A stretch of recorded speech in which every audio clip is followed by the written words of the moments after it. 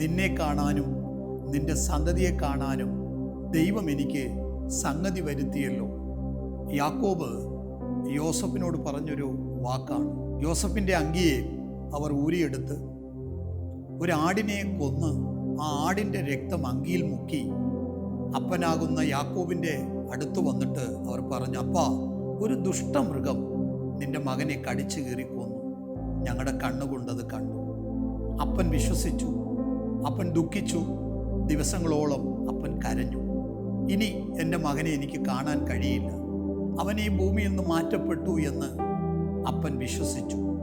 എന്നാൽ വർഷങ്ങൾ കഴിഞ്ഞപ്പോൾ തൻ്റെ മകൻ മരിച്ചുപോയി എന്ന് വിശ്വസിച്ചിരുന്ന ആ അപ്പൻ അറിയുന്നു തൻ്റെ മകൻ ജീവനോടെ ഇരിക്കുന്നു എന്ന്. ആ മകനെ അപ്പൻ നേർക്ക് കാണുമ്പോൾ ആ മകനോട് പറയുന്നത്, നിന്നെ കാണുമെന്ന് ഞാൻ വിചാരിച്ചിരുന്നില്ല, നിന്നെ കാണാനും നിന്റെ സന്തതിയെ കാണാനും ദൈവം എനിക്ക് സംഗതി വരുത്തിയല്ലോ. പ്രിയരെ, കാണത്തില്ലെന്ന് പറഞ്ഞ പല വിഷയത്തിന്മേലും ഒരു മറുപടി കാണുക തന്നെ ചെയ്യും. അനുഭവിക്കത്തില്ലെന്ന് പറഞ്ഞ പല വിഷയത്തിനകത്തും നീ ആ നന്മ അനുഭവിക്കുക തന്നെ ചെയ്യും.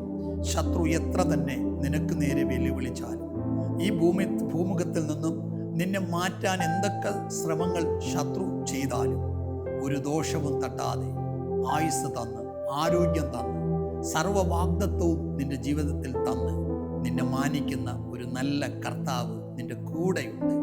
വിശ്വസിക്കുക, ഈ വചനം നിങ്ങളെ അനുഗ്രഹമായി നടത്തും. ആമേൻ.